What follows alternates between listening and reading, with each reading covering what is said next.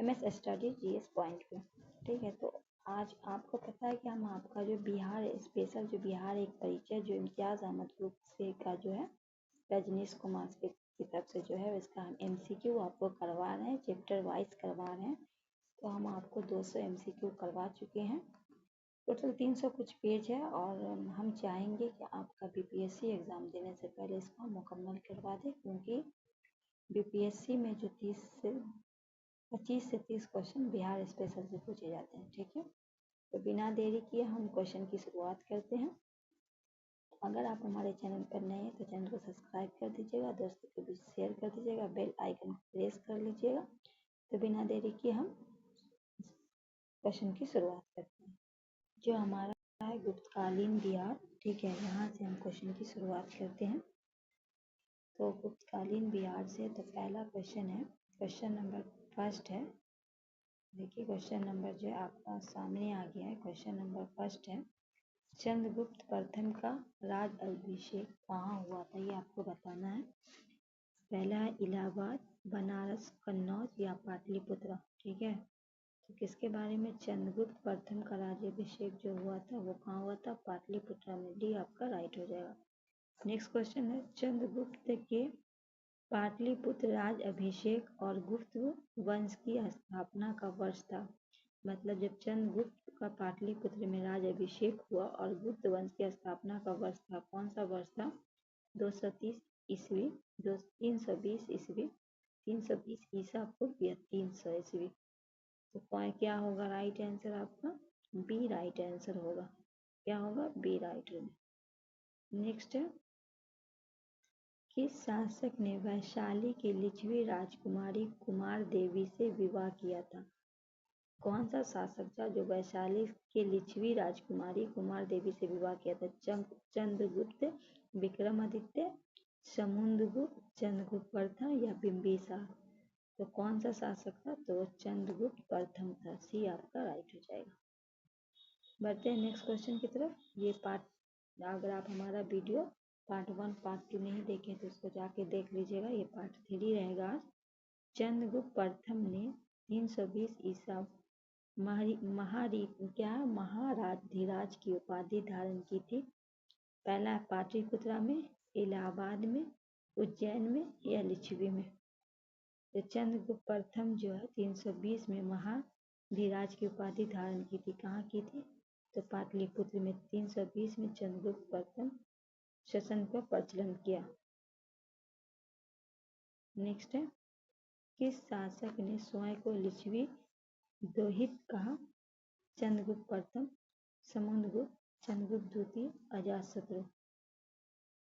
तो किस शासक ने स्वयं को लिच्छवी दोहित कहा, समुद्रगुप्त।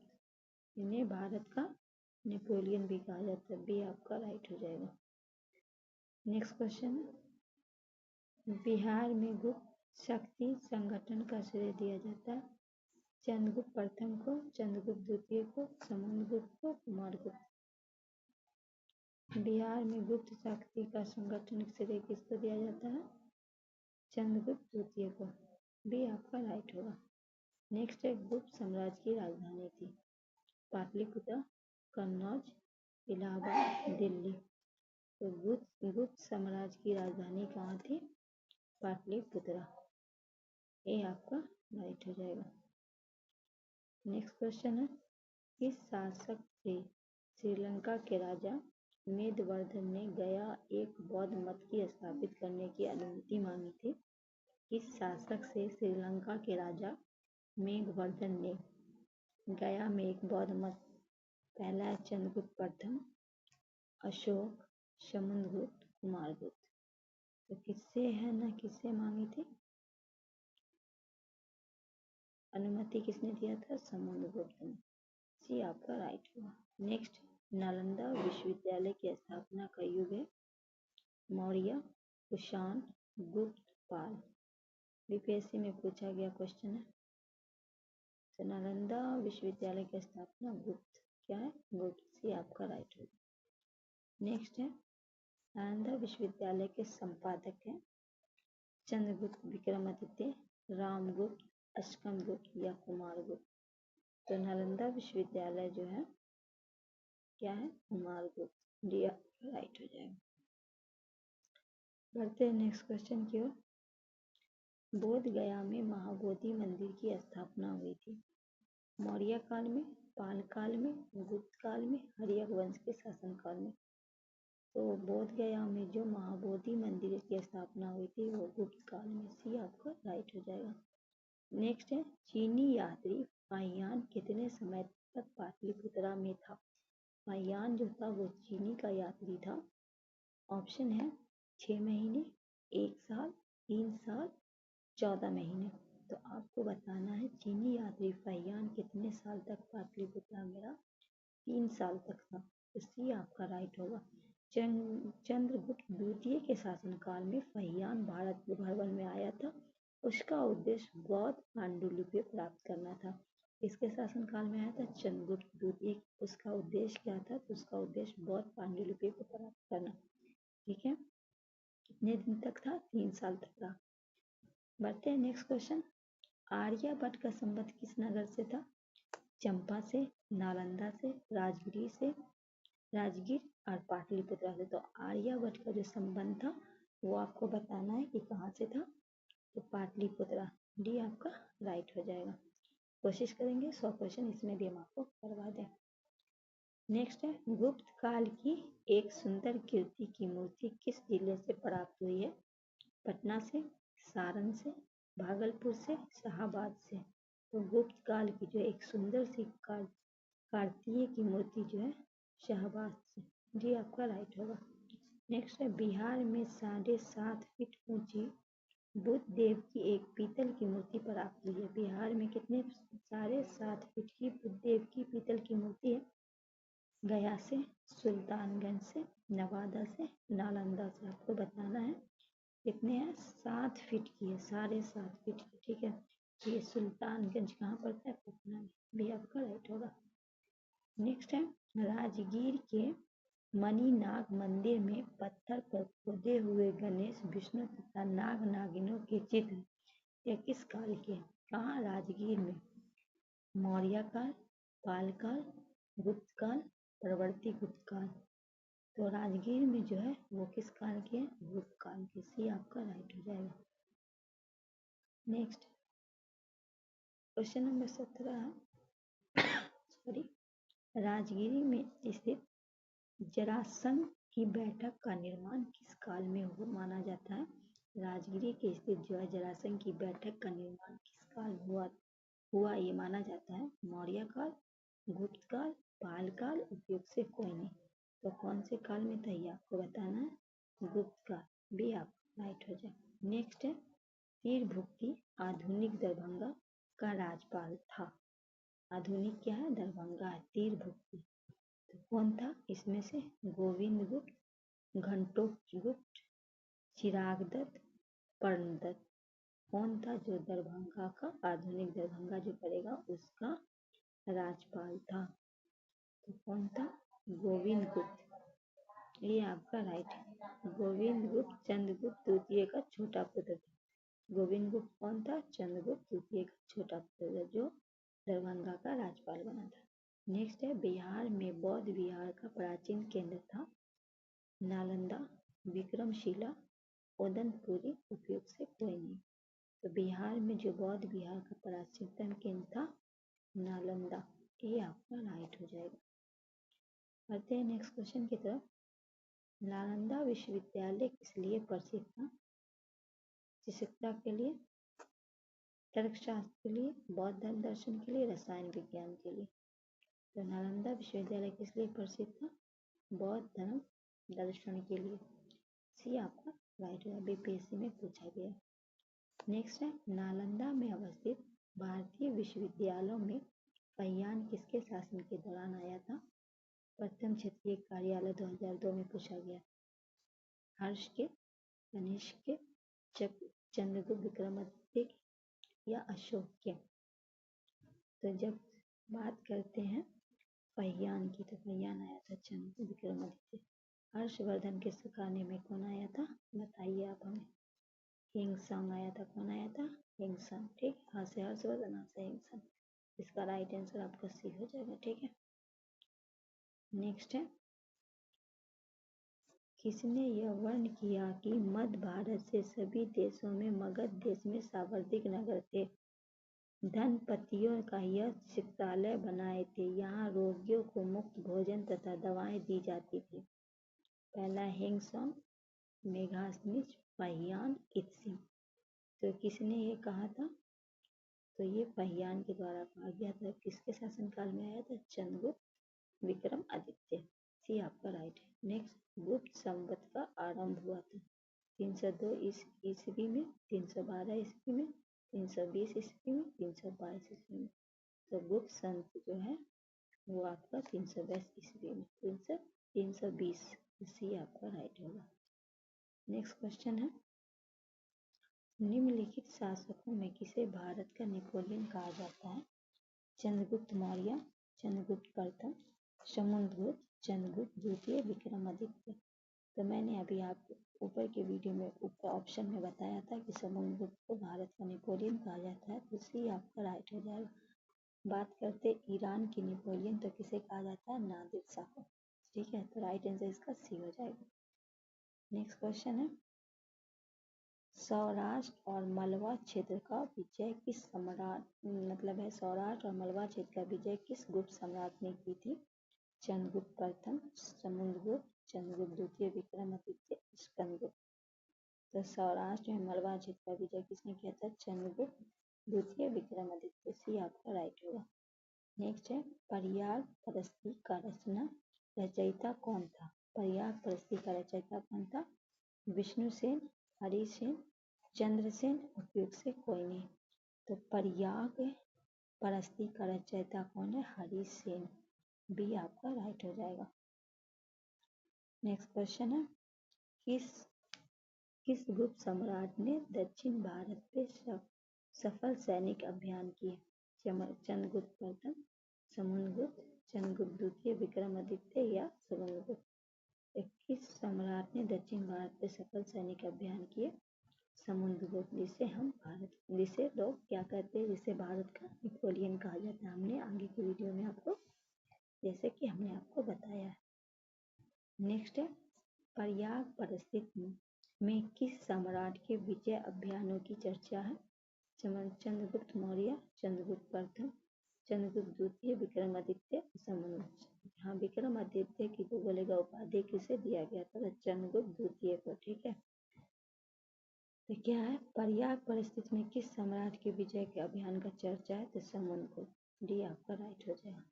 क्वेश्चन नंबर 28 हो गया। 29 में देखिए, गुप्त साम्राज्य का पतन का कारण क्या था? पहला, होनों पे आक्रमण, प्रशासन के समानती स्वरूप, कमजोर शासक, आर्थिक संकट। सी हो जाएगा। होनों पे आक्रमण, प्रशासन में शांति और कमजोर शासक। तो क्या होगा? सी आपका राइट हो जाएगा।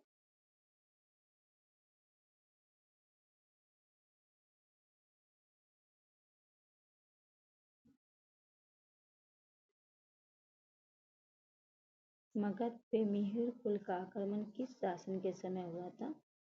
अश्कनगुप्त, कुमारगुप्त, बुधगुप्त, नरसिंहगुप्त। तो क्या होगा right answer? D, Narasimhagupta. Next है, गुप्त ज्ञान विज्ञान विकास का स्वनिर्माण युग किसमें योगदान करने वाले विद्वान थे? कौन थे? बहामीरी, आर्यभट्ट, बरहगुप्त, पाणिनि। क्या होगा? 1 2 2 3, 1 2 3 या 1 2 3 4। तो राइट आंसर क्या होगा? सी। कौन थे? बराहमीर थे, आर्यभट्ट थे, बरहगुप्त थे। तो सी आपका राइट हो जाएगा। नेक्स्ट है, मगध के परवर्ती गुप्त शासक। मगध के परवर्ती गुप्त शासक के संस्थापक था मगध का परवर्ती गुप्त शासन का शासक कौन था? कृष्णगुप्त, दामोदरगुप्त, माधवगुप्त, कुमारगुप्त तृतीय। तो मगध के परवर्ती गुप्त के संस्थापक कृष्णगुप्त थे। ये आपका राइट होगा। कृष्णगुप्त के शासनकाल लगभग 510 से 525 ईस्वी तक। दूसरा है, मगध के किस परवर्ती युग शासक ने मौर्य शासक को पराजित किया था? कृष्णगुप्त, कुमारगुप्त तृतीय, दामोदर गुप्त, उपयुक्त से कोई नहीं। तो मगध के किस पर्वतीय शासक ने मौखरी शासक को पराजित किया था? तो कुमारगुप्त तृतीय, बी आपका राइट हो जाएगा। नेक्स्ट है, मौखरी शासक ने किसे परास्त कर मगध की अधिकांश भाग को जीत लिया था? कृष्णगुप्त को, दामोदर गुप्त को, माधव गुप्त को, उपयुक्त से कोई नहीं।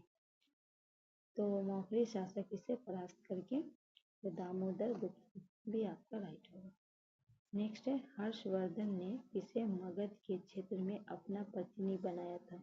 हर्षवर्धन ने किसे मगध के क्षेत्र में अपना प्रतिनिधि बनाया था? दामोदर गुप्त को, आदित्य सेन को, जीवित गुप्त को, माधव गुप्त। तो हर्षवर्धन जो है वो माधव गुप्त को बनाया था, इसे कहा मगध के क्षेत्र में अपना प्रतिनिधि। तो डी आपका राइट हो जाएगा। बढ़ते हैं नेक्स्ट क्वेश्चन की ओर। हर्षवर्धन के मृत प्रांत बिहार के कुछ क्षेत्र में कुछ समय के लिए तिब्बत की संपूर्णता स्थापित हो गई, जिसको अंत किया था किसने? माधव गुप्त ने, जीवित गुप्त ने, आदित्य सेन ने, कुमारगुप्त तृतीय ने। किसने किया था? आदित्य सेन ने किया था, सी आपका राइट होगा। बिहार में किस स्थानीय शासक अर्जुन ने चीनी यात्री को क्षति पहुंचाई थी? प्रतिशोध में तिब्बत और नेपाल की सेनाओं में बिहार पे आक्रमण किया था।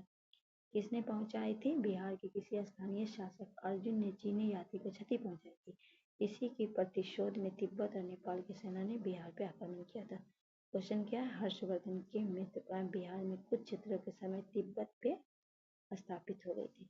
क्यों हुआ था ये भी आपने जान गए, तो राइट आंसर सी हो जाएगा। ठीक है, आगे है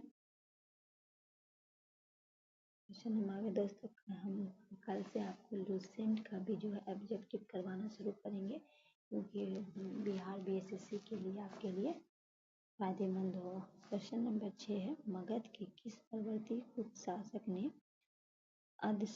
अश्वमेध यज्ञ का आयोजन किया था? आदित्य सेन, माधव गुप्त, जीवित गुप्त, दामोदर गुप्त। तो मगध के किस पर्वतीय गुप्त शासक ने? आदित्य सेन, ये आपका राइट होगा। नेक्स्ट है, मगध की परवर्ती गुप्त वंश के अंतिम शासक था? आदित्य सेन, जीवित गुप्त, माधव गुप्त, कुमारगुप्त तृतीय। तो कन्नौज मगध के प्रवर्ती गुप्त का अंतिम शासक कौन था? जीवित गुप्त तृतीय, भी आपका राइट हो जाएगा।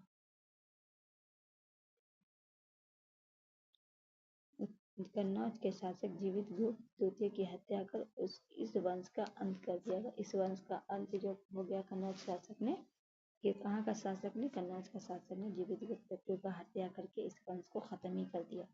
नेक्स्ट है, मगध के किस पर्वतीय गुप्त शासक को असंख्य शत्रु का विजेता कहा गया है? कृष्णगुप्त को, हर्षगुप्त को, दामोदर गुप्त को, उपयुक्त से कोई नहीं। तो क्या होगा राइट आंसर? तो मगध के किस पर्वतीय शासक को असंख्य शत्रुओं का विजेता? कृष्णगुप्त को, ये आपका राइट होगा। बढ़ते हैं, अब आपको हम उपाधि उनकी स्मृति करा देते हैं। ठीक है, तो मगध में पर्वतीय शासक और उसके उपाधि का स्मृति कीजिए। तो क्या है? हर्षगुप्त को वीर योद्धा क्या कहा गया? हर्षगुप्त को क्या कहा गया? वीर योद्धा। कुमारगुप्त को क्या कहा गया है? महाराजा धीराज। क्या कहा गया? महाराजा धीराज। जीवित गुप्त की बात आई है तो इसको कहा गया राजाओं में सिरमौर। आदित्य सेन को क्या कहा गया? परम भाटक महाधीराज। राइट आंसर हो गया ना आपका? क्या हो जाएगा देख लीजिए, यहाँ सी आपका राइट आंसर हो जाएगा। स्क्रीनशॉट ले लीजिएगा जिससे आपको समझ में आ जाए। आगे बढ़ते हैं। मगध के किस पर्वतीय गुप्त सम्राट के बारे में कहा गया कि उसे समुद्र तट तथा हिमालय के शत्रुओं को जीता था? दामोदर गुप्त, आदित्य सेन, कृष्ण गुप्त, जीवित गुप्त। तो मगध के किस पर्वतीय गुप्त सम्राट के बारे में कहा गया कि उसने समुद्र तट तथा हिमालय के शत्रुओं को जीता था? तो जीवित गुप्त, डी आपका राइट होगा। नेक्स्ट है हर्षवर्धन की मृत्यु के बाद मगध के अंतर्गत एक विस्तृत साम्राज्य स्थापित करने वाला प्रथम शासक था। आदित्य सेन, माधवगुप्त, देवगुप्त, कुमारगुप्त। तो क्या होगा 11 का राइट आंसर? आदित्य सेन, ये आपका राइट होगा। नेक्स्ट है मगध के किस पर्वतीय गुप्त सम्राट शासनकाल में चीनी राजदूत वांग हुएन भारत की यात्रा की थी? माधवगुप्त, महासेनगुप्त, कृष्णगुप्त, आदित्य सेन। तो मगध के किस पर्वतीय सम्राट जो थे शासनकाल में चीनी राजा, क्या नाम है? वांग हुएन तसे। तो आदित्य सेन के, किसके? आदित्य सेन, जी आपका राइट हो जाएगा। नेक्स्ट है मगध के पर्वतीय गुप्त शासक की सही क्रम है। अब आपको सही क्रम बताना है। पहला में है कृष्णगुप्त, जीवितगुप्त, हर्षगुप्त, आदित्य सेन, दामोदर गुप्त, महासेनगुप्त, माधवगुप्त, कुमारगुप्त। दूसरे में है कृष्णगुप्त, हर्षगुप्त, जीवितगुप्त, कुमारगुप्त, दामोदर गुप्त, महासेनगुप्त, देवगुप्त, माधवगुप्त, आदित्य सेन। और तीसरे में भी देख लीजिए, तीसरे में कृष्णगुप्त, महासेनगुप्त, देवगुप्त, आदित्य सेन, दामोदर गुप्त। तो इसका राइट आंसर आपको हम बता दें बी होगा। पहला होगा कृष्णगुप्त, फिर होगा हर्षगुप्त, फिर होगा जीवितगुप्त, फिर होगा कुमारगुप्त, फिर होगा दामोदर गुप्त, फिर महासेनगुप्त, फिर होगा देवगुप्त, फिर होगा माधवगुप्त, फिर आदित्य सेन। आखिरी कौन है? आदित्य सेन। तो राइट आंसर आपका बी हो जाएगा। नेक्स्ट है गुप्तोत्तर युग और बिहार। पहला चीनी यात्री इत्सिंग बिहार का भ्रमण किया लगभग कब किया? 405 ईस्वी में, 635 में, 673 ईस्वी में, उपयोग से कोई नहीं। आपको बताना है कि चीनी यात्री जो इत्सिंग है वो बिहार का भ्रमण कब किया था? तो 673 से आपका राइट होगा। इत्सिंग ने लगभग 675 में लगातार 10 वर्ष तक नालंदा विश्वविद्यालय में से कहाँ शिक्षा प्राप्त की थी? नालंदा विश्वविद्यालय में कितने वर्ष तक? 10 वर्ष तक। नेक्स्ट है हर्षवर्धन के समय बिहार, तो राइट आंसर आप क्या होगा? सी हो जाएगा। नहीं, हर्षवर्धन के साथ बिहार राज्य का कौन सा विश्वविद्यालय प्रसिद्ध था? चंपारण, गया, पटना, नालंदा। तो हर्षवर्धन जो है नालंदा विश्वविद्यालय, ठीक है। तो क्या होगा राइट आंसर आपका? डी हो जाएगा। नेक्स्ट है चीनी यात्री हेंग सॉन्ग ने किस विश्वविद्यालय में अध्ययन किया था? ये बीपीएससी में पूछा गया है। तक्षशिला में, विक्रमशिला में, मगध में, नालंदा में। चीनी यात्री जो था हेंग सॉन्ग वो किसके साथ हर्षवर्धन के शासनकाल में आया था? वो नालंदा में किया था, अध्ययन किया था, ठीक है। तो हेंग सॉन्ग ने नालंदा विश्वविद्यालय में 635 से 640 मतलब 5 साल यानी 5 वर्षों तक अध्ययन किया। कितने वर्षों तक? 5। नेक्स्ट है हेंग सॉन्ग ने पाटलिपुत्रा यात्रा किस वर्ष में की थी? बिहार शिक्षक 2004 में पूछा गया। बिहार शिक्षा सेवा में सन 635 में, सन 636 में, सन 637 में, सन 638 में। तो हेंग सॉन्ग ने पाटलिपुत्रा की यात्रा किस वर्ष की थी? 635 में, जब हेंगसोंग विद्यालय में प्रवेश लिया था, ठीक है। ये आपका राइट होगा। नेक्स्ट है बोध गया में महाबोधि वृक्ष की क्षति पहुंचाने वाला शासक था? गढ़वन, हर्षवर्धन, शशांक, राजवर्धन। तो क्या होगा? शशांक, सी होगा राइट आंसर। शशांक बंगाल का शासक था जो क्रूर एवं धर्मार्थ था। कहाँ का शासक था? बंगाल का शासक था। आगे है पालकालीन बिहार। क्या है? पालकालीन बिहार है। पहला क्वेश्चन है पाल वंश के संस्थापक है धर्मपाल, गोपाल, देवपाल, उपयुक्त से कोई नहीं। पाल वंश के संस्थापक हैं गोपाल, भी आपका राइट होगा। गोपाल शासनकाल कितना? 750 से 770 मतलब 20 साल तक रहा, ठीक है। नेक्स्ट है विक्रमशिला विश्वविद्यालय के संस्थापक है धर्मपाल, देवपाल, गोपाल, महापाल। तो विक्रमशिला विश्वविद्यालय जो है उसके कौन है? धर्मपाल। धर्मपाल का शासनकाल 770 से 810 तक था, ठीक है। तो ये आपका राइट हो जाएगा। बढ़ते हैं नेक्स्ट क्वेश्चन की तरफ। विक्रमशिला विश्वविद्यालय की स्थापना किस वंश के शासक ने किया था? गुप्त वंश, मौर्य वंश, पाल वंश, परवर्तीय भी आपने देखा था धर्मपाल के द्वारा किया गया है, तो पाल वंश के शासक है, सी आपका राइट होगा। नेक्स्ट है आधुनिक बिहार के जिले में विक्रमशिला विश्वविद्यालय, नालंदा में, पटना में, गया में, भागलपुर में। नालंदा में नालंदा विश्वविद्यालय है, तो ये जो है यहाँ है भागलपुर में है। ठीक है, भागलपुर को सिल्क सिटी के नाम से भी जाना जाता है। यह भागलपुर के कहाँ है, पाथरघाट में स्थित है। ठीक है, नेक्स्ट है नालंदा महाविद्यालय के आर्थिक अनुदान देने वाला शासक था हर्ष धर्मपाल एवं देवपाल। हर्ष एवं धर्मपाल, हर्ष एवं देवपाल, धर्मपाल और देवपाल। तो नालंदा महाविहार जो है उसको आर्थिक अनुदान कौन दिया था, हर्ष, धर्मपाल और देवपाल। तो राइट आंसर आपका ये हो जाएगा।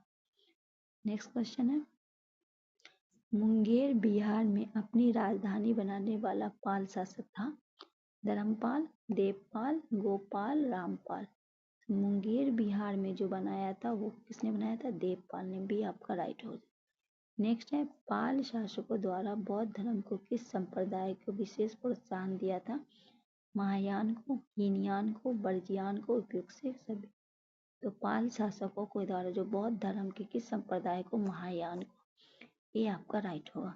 नेक्स्ट है किस शासक के काल में शैलेंद्र वंश के शासक ने नालंदा पर एक बौद्ध मठ की स्थापना कराया था, धर्मपाल, गोपाल, देवपाल, महिपाल। किस शासक के, ये आपको बताना है, देवपाल। सी आपका राइट होगा। इसके लिए देवपाल ने 5 गांव दान के रूप में दिया था। कितने गांव, 5 गांव। नेक्स्ट है नालंदा विश्वविद्यालय के खर्च के लिए किसे 200 गांव को दान दिया था, धर्मपाल, देवपाल, न्यायपाल, गोपाल। नालंदा विश्वविद्यालय के खर्च के लिए 200 गांव जो दिया था, किसने दिया था, धर्मपाल ने दिया था। तो राइट आंसर ये हो जाएगा। नेक्स्ट है किस शासक ने ओदंतपुरी बिहार शरीफ में बौद्ध विहार की स्थापना कराया था, गोपाल, धर्मपाल, देवपाल, न्यायपाल। तो क्या होगा राइट आंसर आपका ए, गोपाल। ए आपका राइट। नेक्स्ट है किस काल में कांसे की मूर्ति का निर्माण एक उन्नत शैली का विकास बिहार में हुआ था। तो किस काल में हुआ था, गुप्त काल, मौर्य काल, शुंग काल, पाल युग।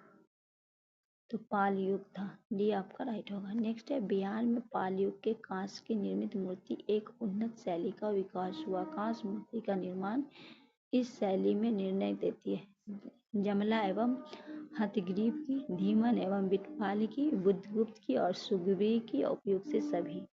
तो क्या होगा राइट आंसर, धीमन एवं बिटपाल की। भी आपका राइट हो जाएगा। नेक्स्ट क्वेश्चन है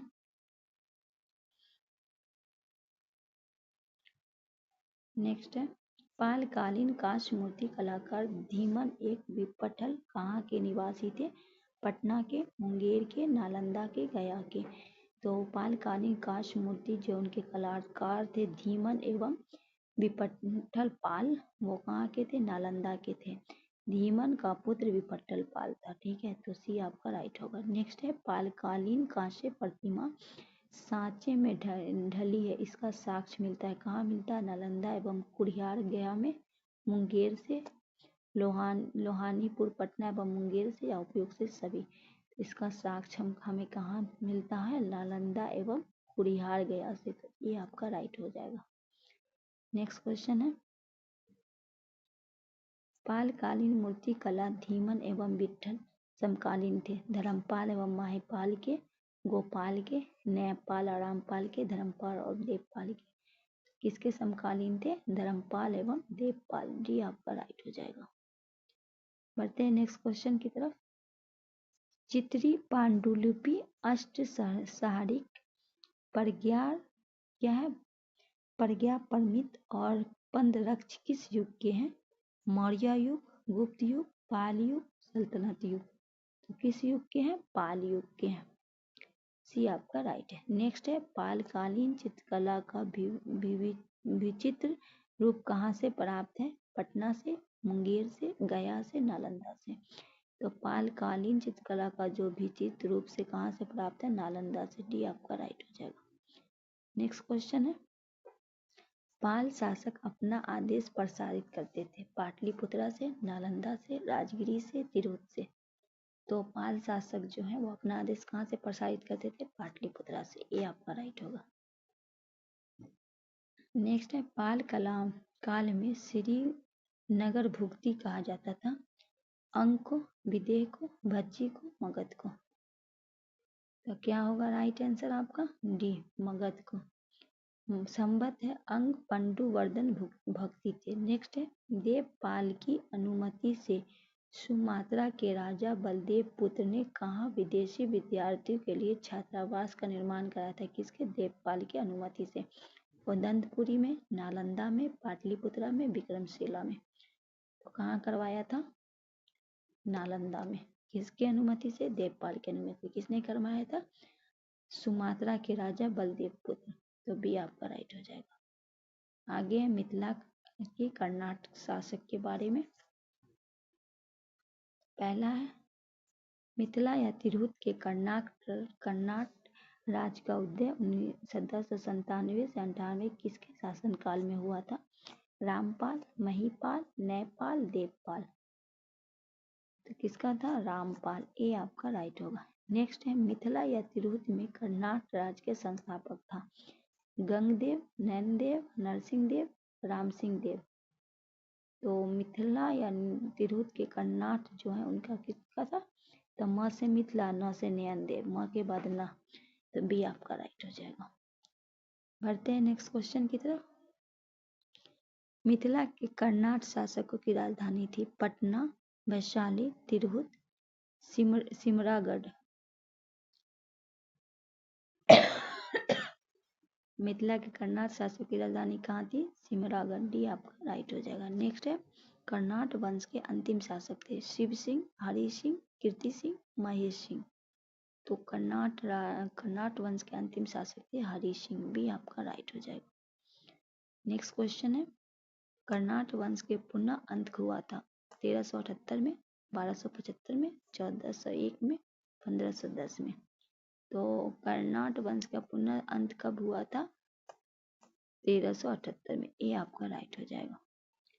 नेक्स्ट है बिहार में किसके समय पंजी प्रबंध का विकास हुआ था? कर्नाट शासक के, गुप्त शासक के, पाल शासक के, हर्यक शासक के। तो बिहार में किसके समय पंजी प्रबंधन हुआ था? कर्नाट शासक। ये आपका राइट है। नेक्स्ट है तिब्बती इतिहासकार धर्मास्वामी तिरहुत आया था 1142 में, 1234 में, 1321 में, 1134 में। तो कौन है? तिब्बती इतिहासकार है धर्मस्वामी। कहाँ आया था? तिरहुत आया था 1234 में। भी आपका राइट हो जाएगा। नेक्स्ट है बख्तियार खिलजी के आक्रमण के समय कर्नाट राज्य का किसका शासन था? नरसिंह देव, हरि सिंह देव, राम सिंह देव, महेश सिंह देव। तो जब बख्तियार खिलजी जो का आक्रमण हुआ था उस समय जो कर्नाट वंश में किसका था? नरसिंह देव। ये आपका राइट है। नेक्स्ट है तुर्क सेनापति तुगरिल तुगन द्वारा मिथिला पे आक्रमण का चर्चा करने वाला विदेशी यात्री था लामा तारानाथ, धर्मस्वामी, मुल्ला तकिया। ए और बी मतलब बी और सी दोनों। क्या होगा राइट आंसर? तो तुर्क सेनापति तुगरिल तुगन द्वारा मिथिला पे आक्रमण की चर्चा करने वाला कौन था? बी और सी मतलब धर्मस्वामी और मुल्ला तकिया। डी आपका राइट हो जाएगा। नेक्स्ट है तुगरिल तुगलन के अभियान के समय कर्नाट राज्य का शासक था नरसिंह देव, राम सिंह देव, हरि सिंह देव, महेश सिंह देव। तो कौन था तुगरिल तुगलन के अभियान के? राम सिंह देव। भी आपका राइट है। नेक्स्ट है कर्नाट शासकों में कौन सा एक महान समाज सुधारक था? तो कर्नाट शासकों में जो कौन था? एक हरि सिंह देव। भी आपका राइट होगा। नेक्स्ट है पंजी प्रबंधन मिथिला क्षेत्र में किसके शासनकाल में मुख्य रूप से विकसित हुआ था? शिव सिंह देव, महेश सिंह देव, हरि सिंह देव, राम सिंह देव। तो पंजी प्रबंधन मिथिला क्षेत्र में जो हुआ था यह हरि सिंह देव। सी आपका राइट हो जाएगा। अब यहाँ से मध्यकालीन बिहार है, बिहारों में तुर्कों का आक्रमण है। कुछ क्वेश्चन हम यहाँ से आपका करा देते हैं, ठीक है। बिहार में तुर्क सत्ता का संस्थापक कौन है? मलिक हिमायुद्दीन, इब्ने बख्तियार खिलजी, इल्तुतमिश, कुतुबुद्दीन ऐबक। तो बिहार में तुर्क सत्ता के संस्थापक कौन है? इब्ने बख्तियार खिलजी, बी आपका। इसका पूरा नाम इख्तियारुद्दीन मोहम्मद इब्ने बख्तियार खिलजी था। नेक्स्ट है, बख्तियार खिलजी का बिहार में पहली महत्वपूर्ण विजय थी। पहला है बिहार शरीफ, उदंतपुरी की, पटना की, भागलपुर की, मुंगेर की। तो बख्तियार खिलजी की पहली कौन है? बिहार शरीफ, उदंतपुरी, ये आपका। उसने बिहार शरीफ पर विजय 1198 में प्राप्त की। बख्तियारपुर नामक शहर को स्थापना बख्तियार खिलजी ने करवाया था। किसने करवाया था? बख्तियार खिलजी ने। राइट आंसर ये हो जाएगा। नेक्स्ट है, बिहार में तुर्क सत्ता की स्थापना हुई थी 1192 में, 1204 में, 1194 में, 1198 में। तो बिहार में जो तुर्क सत्ता की हुई थी 1198 में, डी आपका राइट है।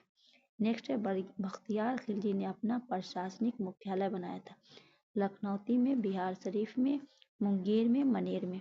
तो बख्तियार खिलजी ने कहाँ बनाया था? बिहार शरीफ में, बी आपका राइट हो जाएगा। नेक्स्ट क्वेश्चन है, नालंदा विश्वविद्यालय को किसने दस्तक किया था? महमूद गजनवी ने, मोहम्मद गौरी ने, बाबर ने, बख्तियार खिलजी ने। तो नालंदा विश्वविद्यालय को किसने किया था? बख्तियार खिलजी, डी आपका राइट। बख्तियार खिलजी ने के शव को बिहार शरीफ में दफनाया गया था। कहाँ दफनाया गया था? बिहार शरीफ में। नेक्स्ट है, बख्तियार खिलजी के आक्रमण के समय पाल वंशीय शासक था। आनंद पाल, इंद्रपाल, देवपाल टू या उपयुक्त से कोई नहीं। जब बख्तियार खिलजी का आक्रमण हुआ तो उसमें कौन था? इंद्रुमन पाल, भी आपका राइट हो जाएगा। नेक्स्ट है, बख्तियार खिलजी के आक्रमण के समय सेन वंशीय शासक थे। आनंद सेन, ध्रुव सेन, लक्ष्मण सेन, चंद्रसेन। जब बख्तियार खिलजी के आक्रमण कौन थे? लक्ष्मण सेन, सी आपका राइट हो जाएगा। नेक्स्ट है, बिहार में सूफी संतों का आगमन किस शताब्दी में हुआ था? 11वीं शताब्दी, 12वीं शताब्दी, 13वीं शताब्दी, 13वीं शताब्दी के उत्तरार्ध। तो बिहार में सूफी संतों का आगमन हुआ था 12वीं शताब्दी, बी आपका राइट हो जाएगा। नेक्स्ट है, बिहार में आने वाले पहले सूफी संत थे मोमिन आरिफ, ताज फकीह, मखदूम यहिया, मखदूम वखलील। तो कौन पहले थे? मोमिन आरिफ, ये आपका राइट है। नेक्स्ट है, मनेर की विजय के किस सूफी संत का संबंध था? मनेर के विजय से किस सूफी संत का था? मोमिन आरिफ, ताज फकीह, शाह दौलत, यहदा मनेरी। तो किसका संबंध था? ताज फकीह का। तो दोस्तों वीडियो, इसका राइट आंसर आपका बी हो जाएगा। दोस्तों वीडियो लॉन्ग हो जाने के कारण हम आपको कल सल्तनतकालीन बिहार पढ़ाएंगे। आज के वीडियो को हम यहीं मतलब ख़त्म कर रहे हैं।